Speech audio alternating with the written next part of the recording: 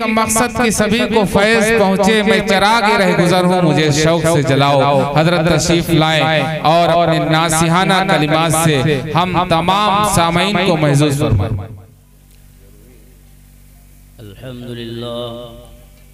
الحمدللہ نستعینہ ونستغفرہ ونعوذ باللہ من شرور انفسنا ومن يهده الله فلا مضل له ومن يضلل فلا هادي له نشهد أن سيدنا وشفينا وحبيبنا وسندنا ومولانا محمد وآله وأصحابه أجمعين.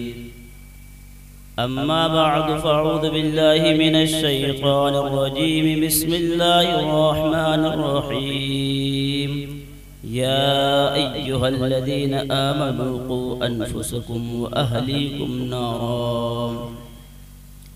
صدق الله العظيم. آج نہ مسجد ہے نہ مائے ہے نہ مائے خانہ ہے. آج نہ مسجد ہے نہ مائے ہے نہ مائے خانہ ہے. آج بدلا ہوا مائے خانہ کا مائے خانہ ہے. یک با یک بدلی زبانیں نے کروٹ کیسی، جس طرف دیکھئے ویرانہ ہی ویرانہ ہے.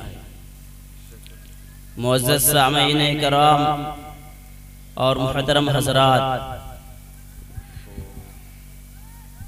جس طرف ظالم نے اپنا سر اٹھایا ہے، اسلام اور مسلمانوں کو اس دنیا سے ان کا وجود ختم کر دیا جائے، تو دوسری طرف ہر مسلمان اس بات پر تیار ہیں کہ ہم اپنے دین اور دھرم، اپنی سماج، اپنے اخلاق کو بلانے کے لیے تیار ہیں.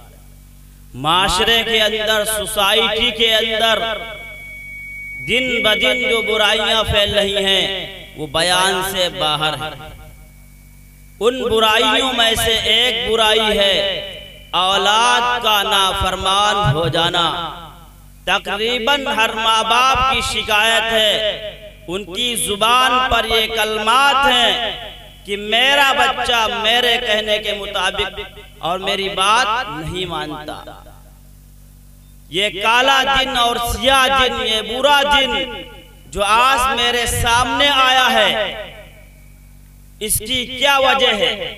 وہ ماں جس نے اپنا خون جگر، اپنے لخت جگر کو، اپنے نور نظر کو، اپنی سب سے قیمتی چیز بیٹے کو پلایا تھا، وہ باپ جس نے اپنے بیٹے کے لیے تمام تر زندگی خفا دی، بیٹے کی آرام و راحت کے لیے لگا دی، وہی بیٹا جب وہ بڑا ہوتا ہے، اس قابل ہو کہ ماں باپ کی فرما برداری کرے، ان کے احکام پر عمل کرے، تو وقت یہ آتا ہے کہ وہی ماں جس نے اپنا خون جگر، وہی باپ جس نے اپنی تمام زندگی اپنے بیٹے اور بیٹیوں کے لیے لگا دی، وہی بیٹا آج ماں کو، اپنے باپ کو سڑی سڑی گالیاں دیتا ہے اور اپنے باپ کی گردن کے اوپر پیر رکھ کر نکل جاتا ہے. بتاؤ یہ کالا دن اور سیاہ دن کیوں آیا؟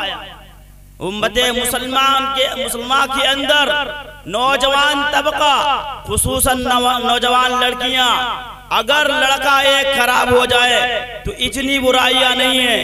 اگر معاشرے کے اندر، مسلمان معاشرے کے اندر اگر ایک لڑکی خراب ہو گئی تو ایک لڑکی نہیں بلکہ ایک خاندان، ایک نسل، ایک گاؤں برباد ہو جائے گا. دوستو، اس معاشرے کے اندر سدھار لانے کے لیے، اس معاشرے کے اچھا کرنے کے لیے، نوجوانوں کو صحیح راستے پر لانے کے لیے اللہ رب العزت اور محمد مصطفیٰ صلی اللہ علیہ وسلم کے واسطے سے تعلیم دلوائی. تعلیم یہ دی کہ بیٹے کے 10 حقوق ہیں، 10 باتیں ہیں. اگر ماں باپ ان 10 باتوں پر عمل کریں تو انشاءاللہ یہ کالا دن، برا دن مجھے دیکھنے کو نہیں ملے گا.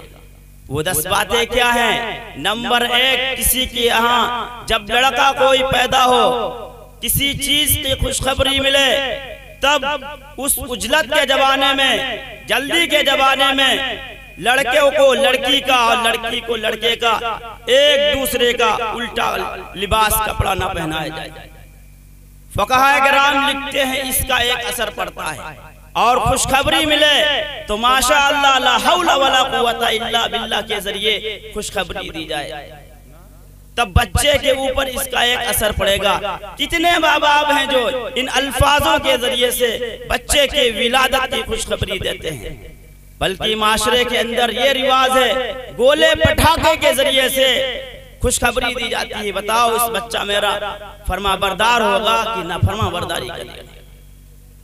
اس کے بعد میں دوسری چیز ہے کہ ماں جب بچے کو دودھ پلائے، ماں اپنا جب خون جگر اپنے لخت جگر کو پلائے تو باوضو ہو کر کلمہ طیبہ لا الہ الا اللہ محمد مصطفیٰ صلی اللہ علیہ وسلم پڑھ کر جو ہے دودھ پلائے۔ کتنی مائیں ہیں جو اس پر اس زمانے کے اندر جب ظالم نے سر اٹھایا ہے اس پر عمل کرتی ہیں۔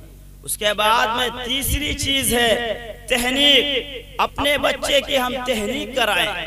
تہنیک یہ ہوتا ہے کہ کسی بزرگ کے پاس ہم اپنے بچے کو لے جائیں، ان سے کوئی میٹھی چیز یا ملائم چیز وہ چبائیں، چبانے کے بعد میں بچے کے تالو کے اندر لگا دی جائے تو بچے کی زبان میں، بچے کے منہ میں سب سے پہلی چیز وہ لگے گی وہ کسی بزرگ کا لعاب اور تھوک ہوگا، جس کا ایک بچے کے اوپر اثر پڑے گا۔ کتنے لوگ اس پر عمل کرتے ہیں۔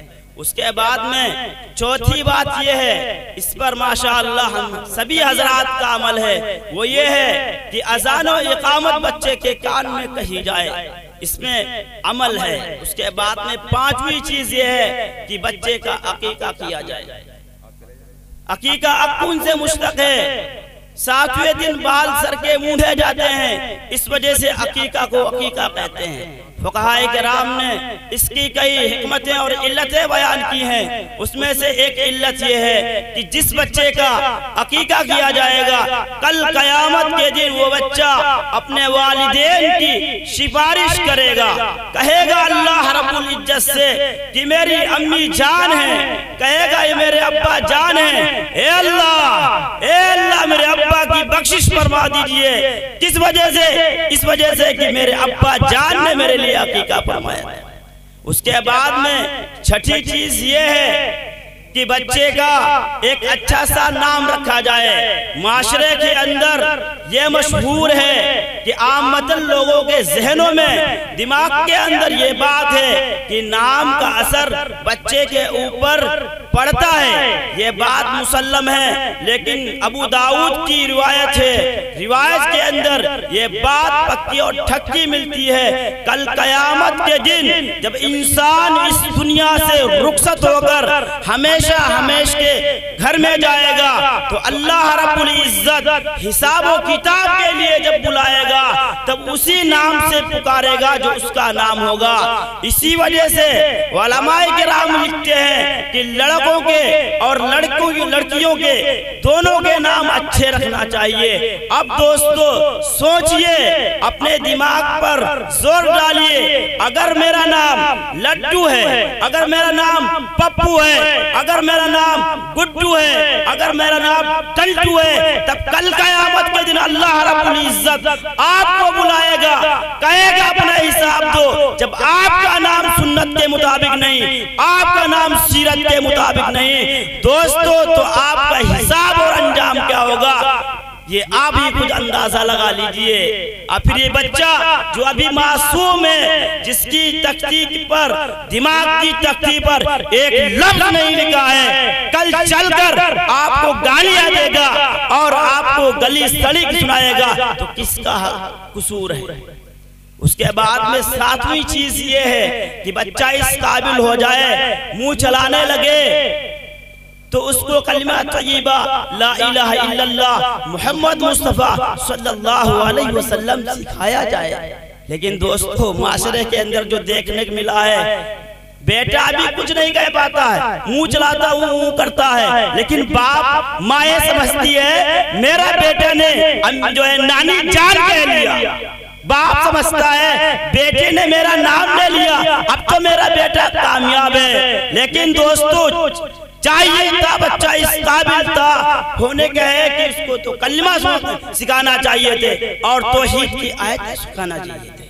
8ویں چیز یہ ہے کہ بچے کی جب عمر ہو جائے، اس قابل ہو جائے کہ اس کو کچھ سکھایا جائے، علم کی عمر پہنچے، اس کو اچھے اور برے کی پہچان کرائی جائے، تو دوستو بغیر سوچے بغیر کسی سے مشورہ لیے ہوئے اس سے سب سے پہلے دینی کلچر، دینی ثقافت کے بارے میں، دینی معلومات، قرآن و حدیث کے بارے میں، شریعت کے بارے میں روشناس کرانا چاہیے، بتلانا چاہیے۔ لیکن دوستو معاشرے کے اندر جو آج دیکھنے کو ملتا ہے تقریباً ہر گھر کا یہ ماحول ہے، اگر بچہ انگلش میڈیم میں جا رہا ہے تو ماں جو ہے 4 بجے اٹھتی ہے، بیٹا کہاں جائے گا؟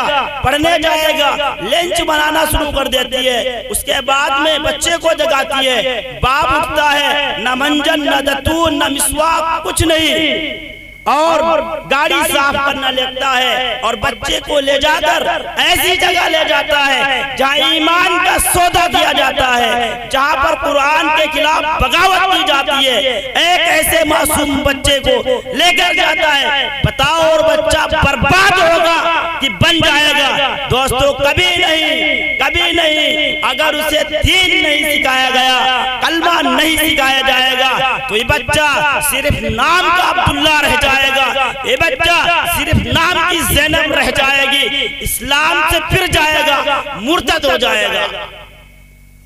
اس کے بعد میں 9ویں چیز یہ ہے دوستو کہ بچے کی عمر جب 7 سال ہو جائے، اس قابل ہو جائے کہ بچے کو 7 سال کی عمر ہو جائے تو بچے کو حکم کیا جائے، اے بیٹے، اے میری بٹیا، اب پردہ کیا کرو، اے میرے بیٹے اب 5 وقت کی نماز کی پابندی کیا کرو۔ دوستو 7 سال عمر کراس کرے گی تو شریعت کا حکم یہ ہے اس کو مارا جائے، اس کو ڈانٹا جائے، اس کو زبردستی مسجد لے جایا جائے۔ ہمارا دوستو یہ حال ہے کہ ہم حلال حرام کسی چیز کا امتیاز نہیں کرتے، مسجد جمعہ اور عیدگاہ پر نہیں جاتے، مسلمانوں سے اور قرآن سے نفرت کرتے ہیں۔ تو دوستو یہ جب بچہ بڑا ہوگا، جب آپ کی پٹائی کرے گا تو شکایت نہ کرنا۔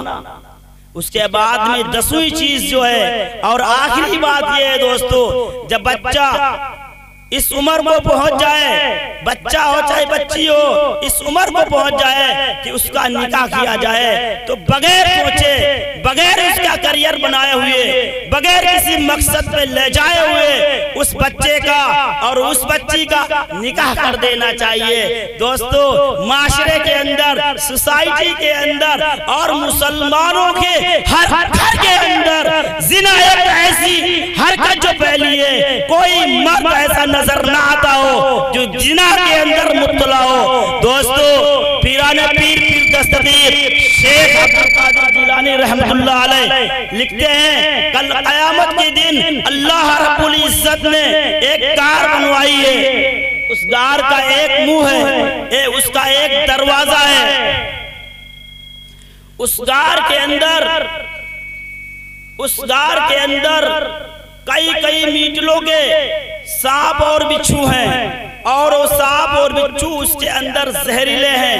وہ شخص جس نے اپنی خواہشات کو، اپنے جذبات کو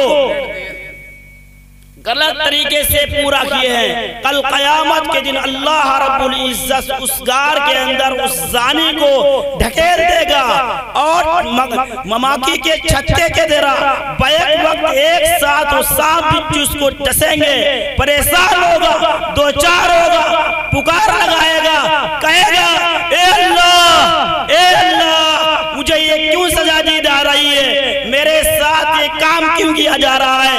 تو اللہ کہے گا، اللہ فرمائے گا اور کہے گا اے بندے تم نے ایسا فیل کیا تھا، تم نے ایسا کام کیا تھا جس کے ذریعے سے تمہارے جسم کے ایک جز نے مزہ لیا تھا، لطف اندوز ہوئے تھے، اس وجہ سے تمہیں یہ سزا دی جا رہی ہے کہ تمہارا ایک جسم انگ کو تکلیف پہنچا رہا ہے۔